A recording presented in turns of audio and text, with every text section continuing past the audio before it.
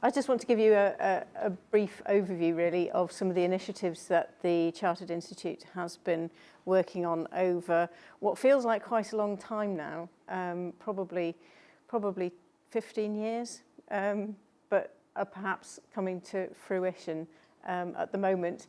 And I think we live in interesting times, don't we, at the moment? There's a huge challenge in terms of upskilling our workforce, upskilling our sector off the back of skills losses over the course of a very long and deep recession.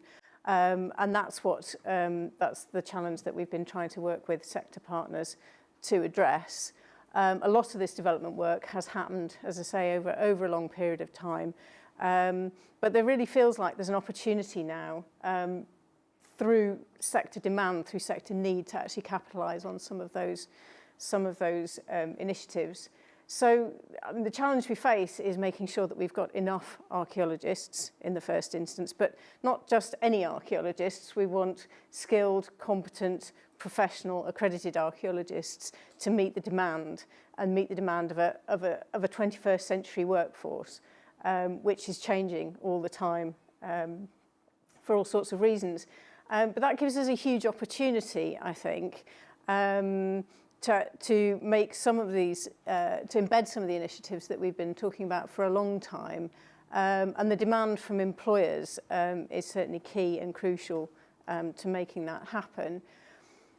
We've talked a lot about demand, about the difficulties of trying to predict what skills we need, how many archaeologists, how many historic environment professionals in what sectors, when we need them.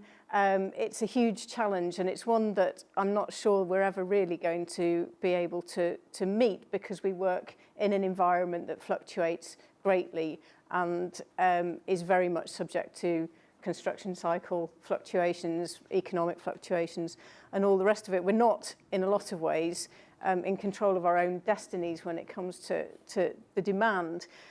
But what we can control, to a certain extent, is the supply. And I think we've known for some time this isn't just about creating more archaeologists, but it's actually about changing the way we think about recruiting and training and supporting professional development. And there are all sorts of reasons for doing that. One is about quality and standards. The other is about diversity and increasing access to the profession, developing career routes that allow a much wider range of individuals to access a career in the historic environment and engage with that process. And that's the goal, I think, that we're looking at.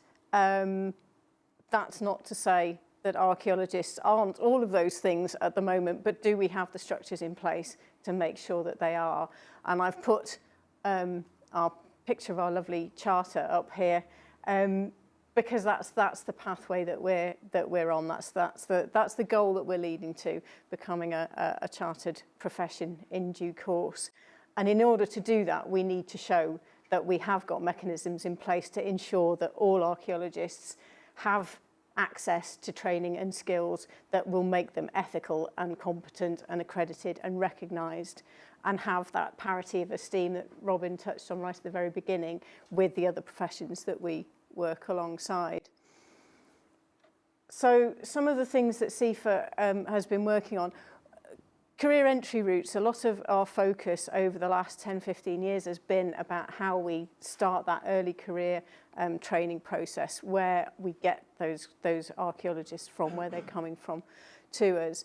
And what we'd like to see is a lot more flexibility in that process. I think over probably the last 10 years, we've almost drifted into a very linear career entry route, whereby school leavers go to university, they do a degree, they potentially go and do a master's degree, they come out, they try and get a job.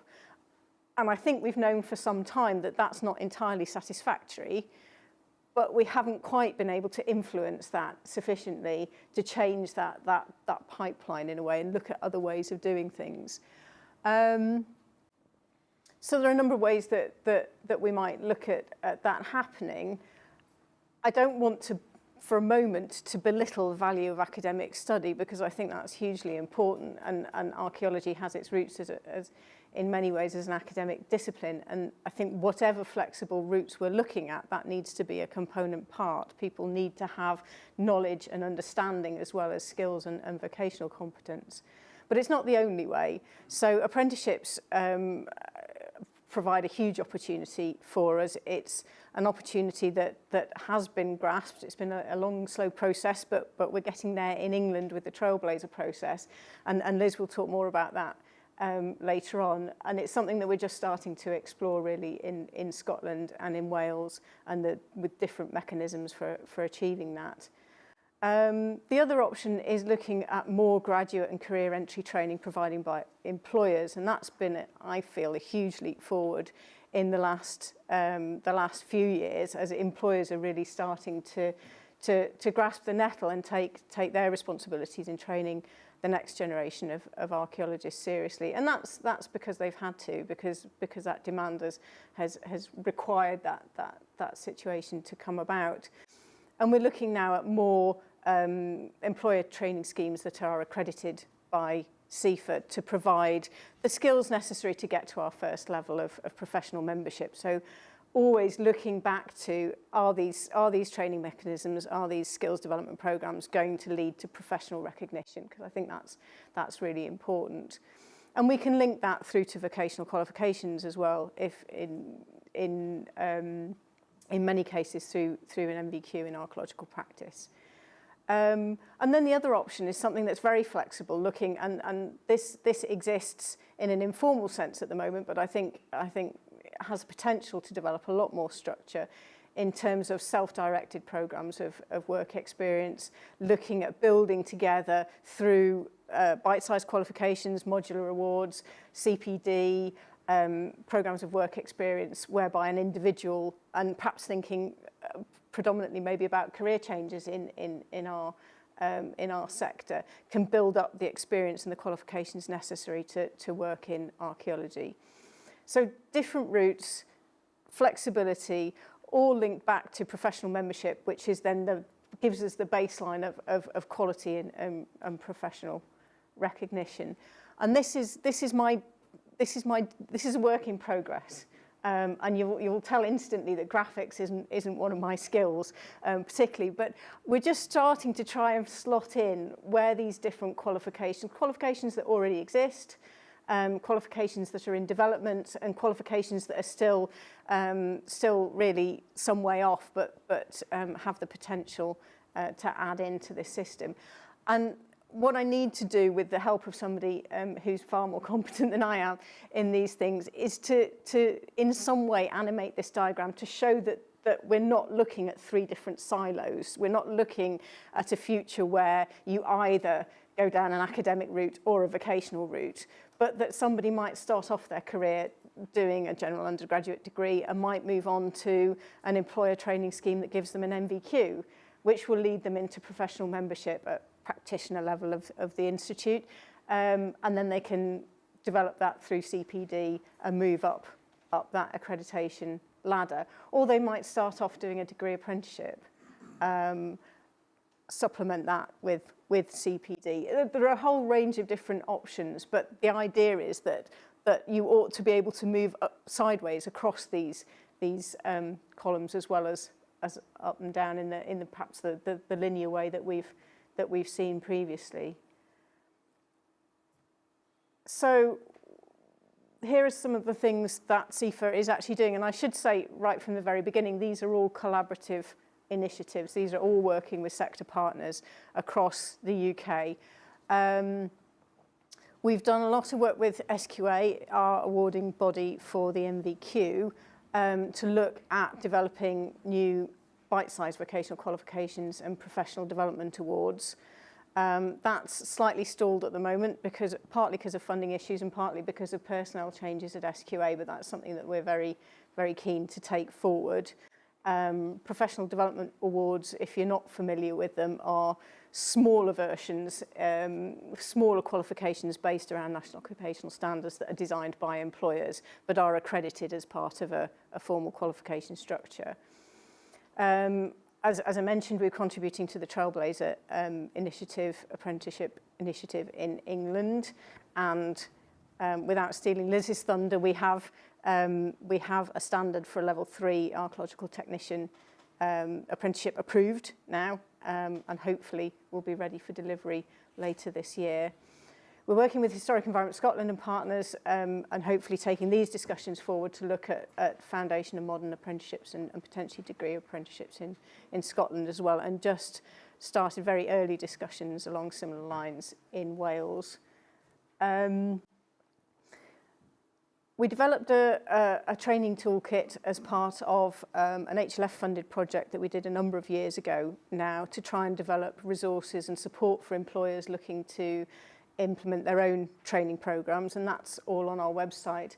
I should say there's more detail and more information on some of these initiatives. I think there are some copies of our latest magazine around for you to have a look at, and these have go into a bit more detail about how some of these schemes have worked. And we've been working with individual employers to help them develop training plans that we can then accredit, and that's something that we're very keen to encourage more employers to contact us about. Through that process, we've also recognised and support the skills passport as a means of developing and recording skills and identifying skills that archaeologists need to learn. We're also working with University Archaeology UK as the body representing university departments to develop a scheme for accrediting undergraduate provision initially.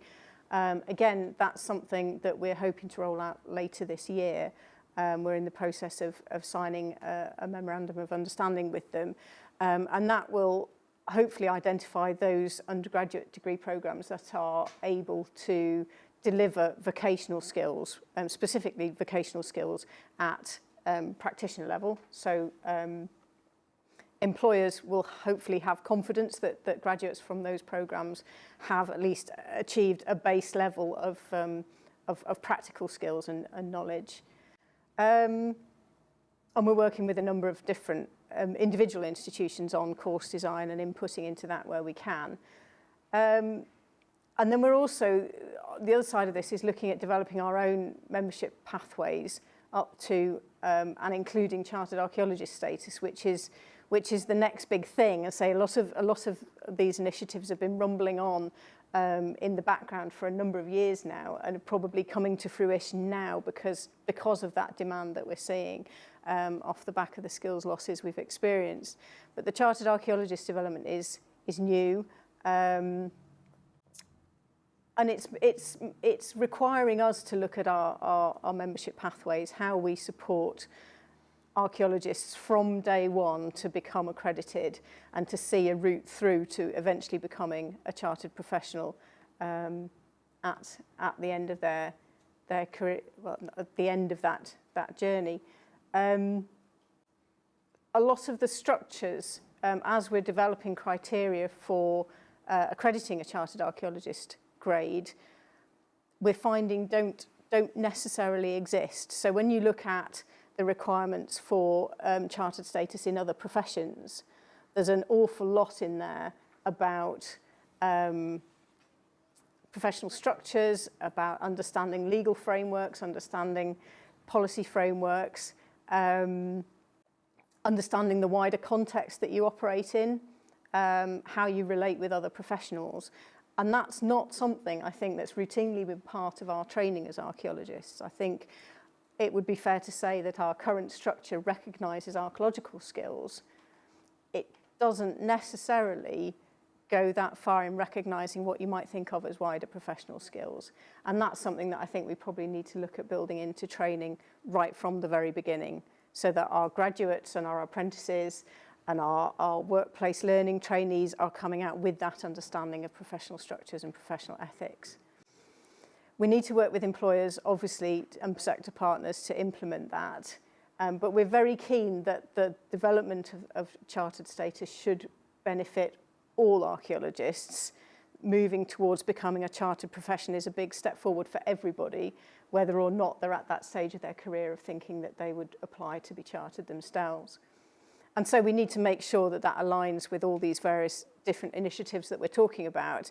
It's a bit like digging the Channel Tunnel, I think, to a certain extent. We've got a tunnel coming in at entry level here, we've got the end result at the end, and we need to make sure that they meet in the middle, and that we don't have an embarrassing gap where we've not quite aligned things properly. So I think that's a very quick rattle through some of the things that Sefas has been engaged in. My colleague Cara Jones will give you far more detail on what we've been doing specifically in Scotland, but very happy to discuss further over lunch.